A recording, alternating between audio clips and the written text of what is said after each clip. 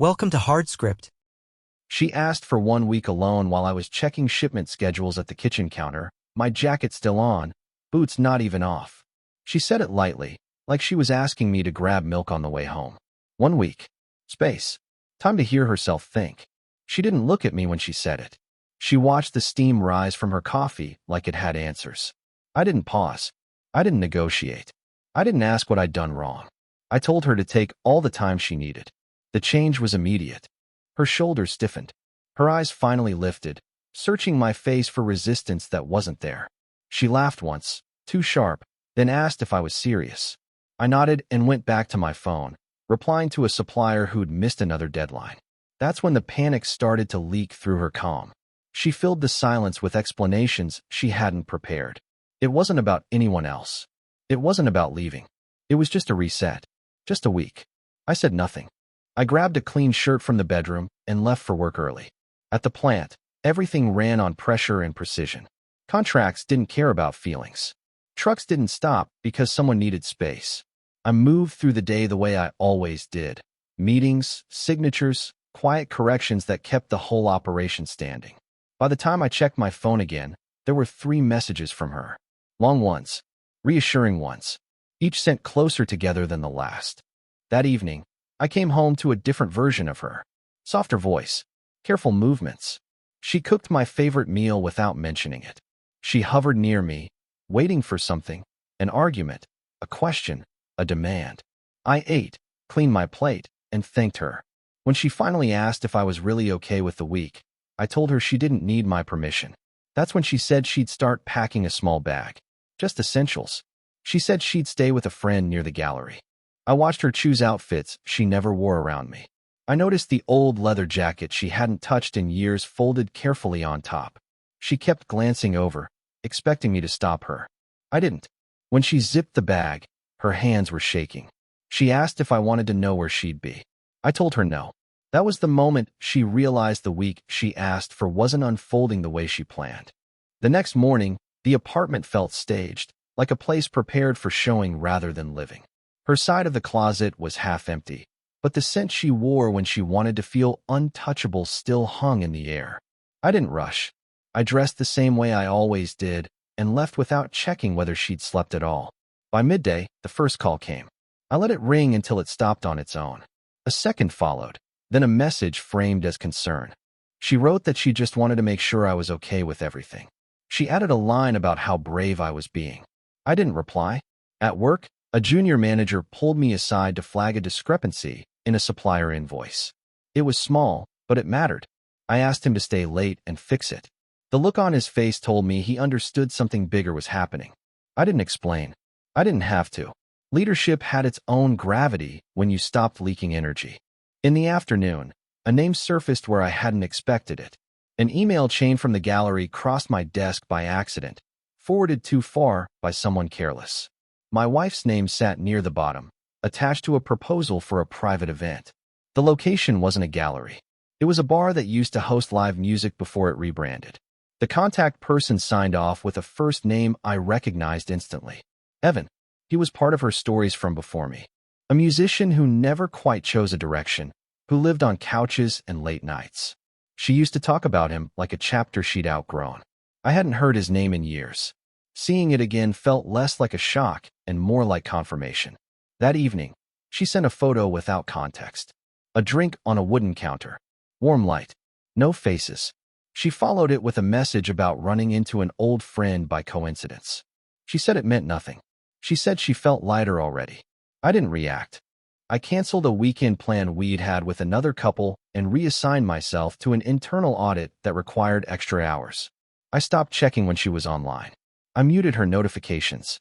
The silence wasn't dramatic. It was procedural. Later, she tried again, this time with voice messages.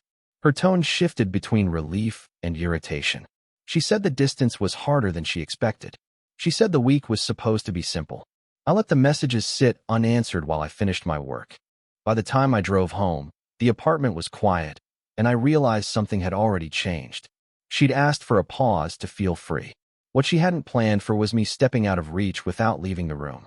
By the third day, patterns replace guesses if you stop interrupting them. I didn't go looking for proof. I let it surface on its own, the way weak structures always do when no one is propping them up. At work, my assistant flagged a reimbursement request tied to our joint account. It wasn't unusual for her to use it for travel connected to the gallery, but the vendor name stood out. A boutique hotel near the Arts District, one she'd once mocked for being pretentious. The charge wasn't large enough to cause damage, just precise enough to be intentional. I approved it without comment and forwarded it to my private folder. That afternoon, a logistics partner sent a screenshot by mistake. A shared calendar invite had gone out to the wrong thread. My wife's name appeared again, this time listed as a guest for a closed event. Evan's name was there too, marked as host. No last names. No explanations. Just alignment. In the evening, she called. Her voice was relaxed in a way it hadn't been in months. She talked about long conversations and old music. She said it felt familiar, like stepping into a room she'd forgotten she owned. She added that she was proud of me for being so understanding. I let her talk until she ran out of things to justify. When the call ended, I didn't sit with it. I reorganized my schedule for the rest of the month. I shifted responsibilities upward, took control of negotiations I'd previously delegated, and moved my focus to a project that required early mornings and late nights. I stopped checking the shared calendar entirely. Later, a photo appeared on her social feed. It was subtle, framed as art. A blurred reflection in a mirror. A man's shoulder just inside the edge of the frame, familiar if you knew what to look for. The caption talked about rediscovering rhythm. I didn't react publicly. I didn't even open the comments. Instead, I archived our message thread and removed her access to a few things she didn't actually need. Nothing dramatic. Just systems returning to default settings. Independence wasn't announced. It was applied. That night, she messaged again, asking if everything was okay. She said I felt far away. She added a smile, like punctuation meant to soften concern. I didn't answer. The evidence wasn't painful. It was clarifying. She hadn't asked for a week to find herself. She'd asked for a controlled window to revisit a version of her life where no one expected consistency. What she hadn't calculated was what happens when the person holding the center quietly steps aside and lets gravity do the rest. By the middle of the week, she stopped pretending the distance was mutual. Her messages shifted tone, moving from reflective to unsettled. She said the quiet in the apartment felt heavier than she expected. She mentioned small things she couldn't find, routines she realized she'd never learned how to run without me. None of it sounded accusatory. It sounded like someone realizing the safety net had been folded and put away. I didn't change my schedule to accommodate her anxiety. I left early and came back late. Not as punishment, but because the work required it. A delayed shipment turned into a renegotiation. A supplier tried to push revised terms. I shut it down without raising my voice. People responded to clarity when it wasn't diluted by emotion. That evening, she showed up unannounced. I found her sitting on the couch when I came in, her bag by the door, coat still on. She stood too quickly, smiling like this was casual. She said she just wanted to check in, to make sure I wasn't feeling abandoned. She talked about the week as if it were already over, as if returning meant everything snapping back into place. I listened without interrupting. I didn't ask where she'd been. I didn't ask who she was with. I told her I had a call to finish and stepped into the office, closing the door behind me. From the other side, I could hear her pacing. Drawers opening. The refrigerator door. The apartment no longer responded to her the way it used to.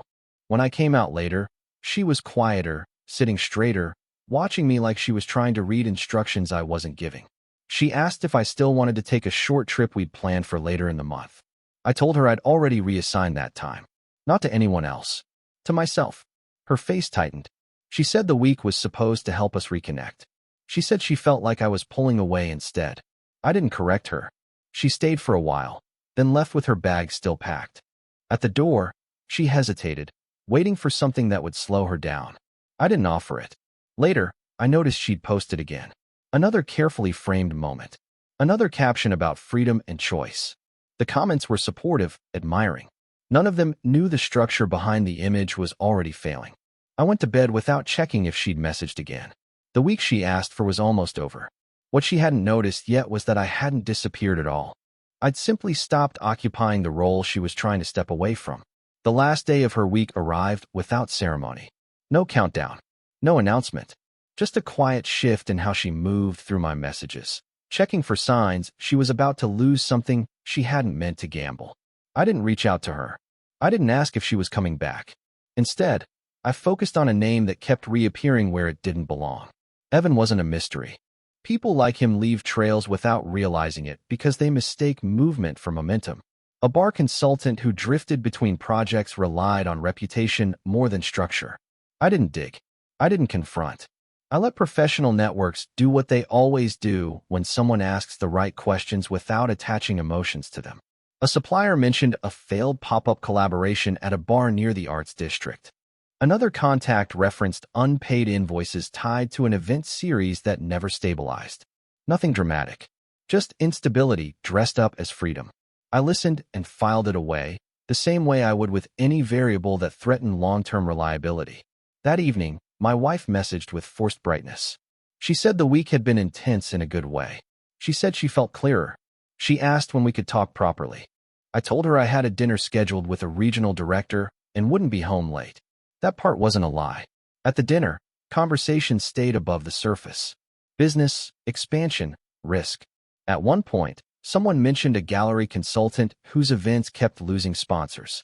The name landed without impact, like a stone dropped into deep water. I didn't react. I didn't add context. When I got home, the apartment was dark. A note sat on the counter, written carefully, explaining she'd decided to stay out one more night to process everything she'd learned. She said she hoped I understood. I did. I slept well. The next morning, she called early, her voice tight beneath practiced calm. She said something felt off. Evan had been distracted. Plans had shifted. A promised opportunity had evaporated overnight. She said she didn't know why, but she suddenly felt foolish for rearranging her life around something so thin. I listened until she realized I wasn't offering reassurance. She asked if I was angry. I told her no. That seemed to unsettle her more than any accusation could have. By the time the call ended, the structure she'd stepped into was already showing cracks. I hadn't touched it directly. I hadn't needed to. All I'd done was remove myself as a stabilizing force and let the imbalance reveal itself on its own. The fallout didn't arrive through confrontation. It moved quietly, through rooms she thought were safe. At the gallery, people started asking different questions. Not about her work, but about scheduling, reliability, continuity. The tone had shifted. Where there used to be indulgence for her ideas and long pauses between decisions, there was now a subtle expectation she hadn't prepared for. A donor postponed a meeting. A board member suggested revisiting a contract structure. Nothing accusatory, just distance. She mentioned it to me in passing, trying to sound amused. She said people were being strangely formal all of a sudden. She laughed like it was a temporary phase. I nodded and kept reviewing a report on my tablet, letting the silence do the work. Later, a mutual acquaintance reached out to confirm plans for an upcoming dinner. I told him I wouldn't be attending. He didn't ask why. He simply acknowledged it and moved on. The next day, she asked why no one had followed up with her about it. She said she felt like she'd been dropped from a conversation she was usually centered in. I didn't frame it as rejection. I didn't explain. I said people adjust to availability. That afternoon, she came home earlier than usual. She hovered near the doorway of my office, watching me work through a stack of documents. She said Evan had canceled again. She said he was dealing with issues at the bar. She said it was probably nothing, but her voice carried irritation instead of reassurance. She tried to reframe the week as a shared experiment. She said maybe the distance had been useful for both of us. She waited for me to agree, to meet her halfway and validate the narrative. I didn't. Instead, I mentioned that I'd accepted an invitation to attend an industry conference she'd always dismissed as boring. I said I'd be traveling for a few days. I didn't ask her to come. Her reaction was delayed, like a signal struggling to reach its destination. She asked when I'd decided that. I told her I'd finalized it earlier that day. She sat down, suddenly unsure where to place herself in the room. The dynamic she'd relied on was shifting faster than she could track. Friends weren't filling the gap. Evan wasn't providing stability, and I wasn't stepping in to absorb the uncertainty. That evening, she scrolled through her phone more than usual, rereading old messages, checking timestamps, measuring response times. I recognized the behavior. It was the look of someone realizing the audience they'd taken for granted was no longer watching. I went to bed without engaging. By the time the social silence became noticeable to her, it was already established. No announcements, no explanations, just a gradual withdrawal of attention that left her standing in the center of a room that no longer revolved around her. She stopped sleeping well. I noticed it in the way she moved through the apartment in the mornings, slower, less certain, like someone navigating a place that had subtly changed overnight. She lingered in doorways, hesitated before speaking, checked her phone, and then checked it again, as if repetition might produce a different result. Evan faded from her vocabulary without announcement. His name stopped appearing, replaced by vague references to things not working out and people being unreliable. She said it casually, but her eyes searched my face for reaction. I gave her none. I was still there. I came home. I paid bills. I handled logistics. But I no longer filled the emotional gaps she'd grown accustomed to leaving unattended. When she talked, I listened without anchoring her. When she paused, I didn't rush to close the space. One evening, she cooked dinner and set the table carefully, the way she used to when she wanted to reset something without acknowledging it was broken. She talked about a potential exhibition that might or might not happen. She talked about how exhausting it was to always be the one holding ideas together. She waited for reassurance. I thanked her for the meal and went back to reviewing notes for my upcoming trip. The shift unsettled her more than anger ever could have. She started asking indirect questions, testing for access. She asked if I still saw us the same way. She asked if the week had changed anything for me. She framed everything as curiosity, but the urgency underneath was unmistakable. I answered honestly, without elaboration. I told her I was focused on my responsibilities. That night, she sat on the edge of the bed while I read, her presence heavy with words she couldn't place. She said she felt alone in a way she hadn't anticipated. She said she'd expected me to pull her back by now. I turned the page. The isolation didn't arrive as punishment. It arrived as consequence. Friends were polite but busy. The gallery remained noncommittal. The freedom she'd chased had no structure to catch her when momentum ran out, and I wasn't stepping in to build one for her. She began mirroring my behavior without realizing it. Canceling plans. Sitting quietly. Watching instead of acting. But the difference was intention. Mine was deliberate. Hers was reactive. One afternoon, she asked if I still loved her. I didn't answer the question directly. I closed my laptop and told her I had a call to prepare for. The look on her face wasn't anger or sadness. It was recognition. The understanding that the center she'd stepped away from had not only shifted, but hardened. I was no longer something she could return to by default. I was still in the room. I just wasn't available anymore. She chose the moment carefully. Not during an argument. Not after a long silence. She waited until the apartment felt almost normal again, until routine threatened to blur what had shifted beneath it. She stood in the doorway of the kitchen while I reviewed notes for my trip, her posture controlled in a way that suggested preparation. She said she needed to understand where she stood. She said the distance between us no longer felt temporary. She asked if I was still in this, whatever this had become. I closed the folder and gave her my full attention, not as reassurance, but as acknowledgement. I didn't move closer. I didn't soften my expression. I simply waited. She talked for a while. About confusion. About mistakes that didn't feel like mistakes at the time. About how the week had started as an escape and ended as something she couldn't manage. She said she hadn't expected me to change. She said she thought I'd be waiting for her to come back with clarity.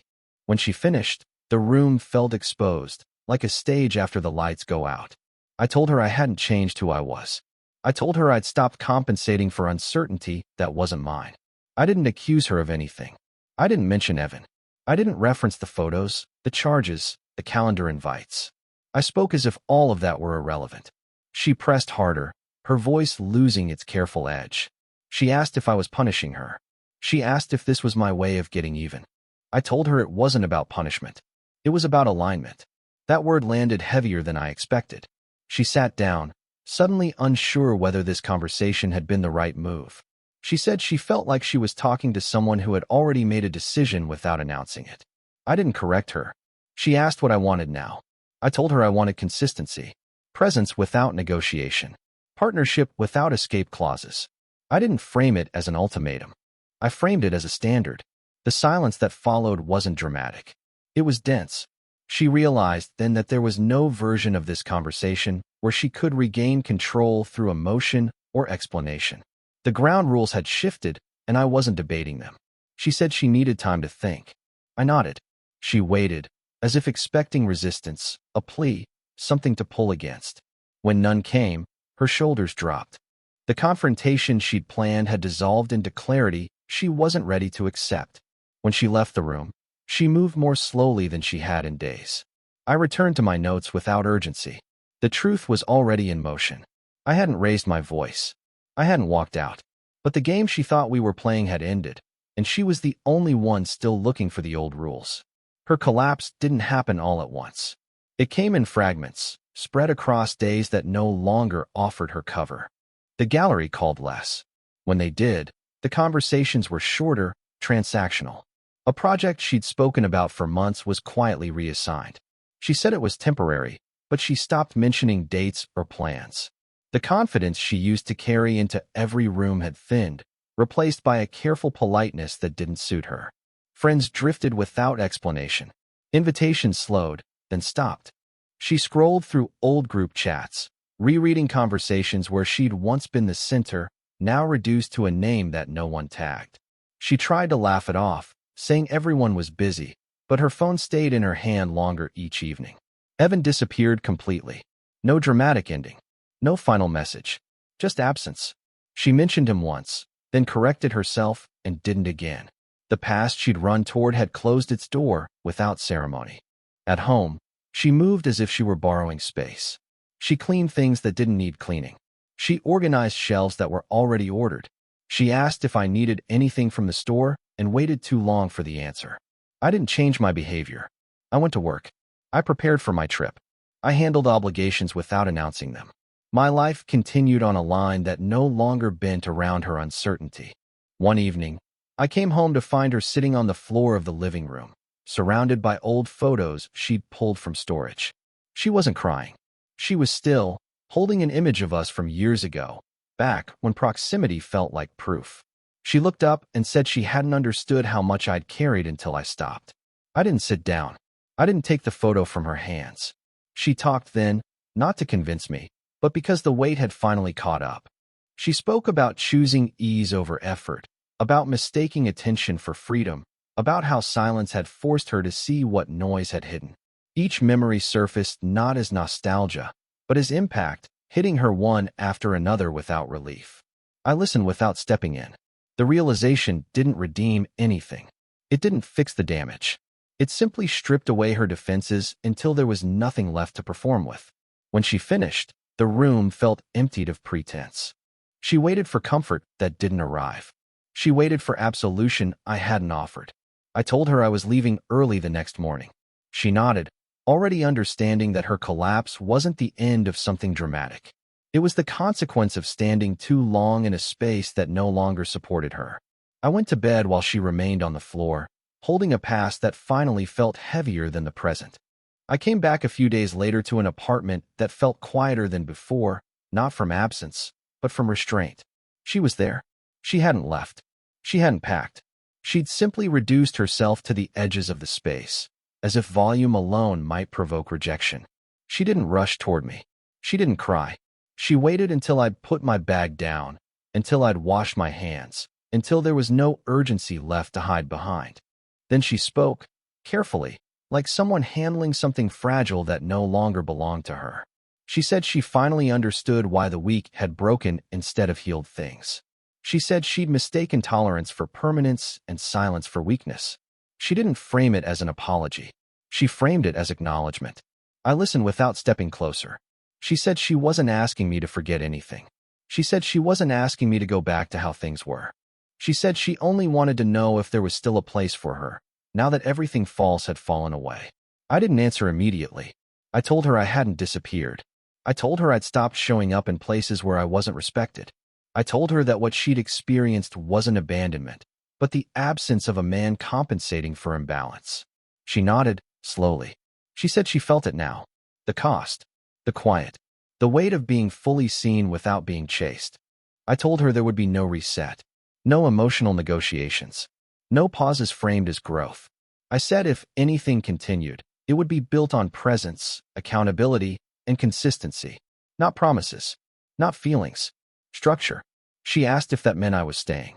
I told her it meant I wasn't leaving out of fear, and I wasn't staying out of habit. That was the line she didn't interrupt. The silence that followed wasn't heavy this time. It was clear.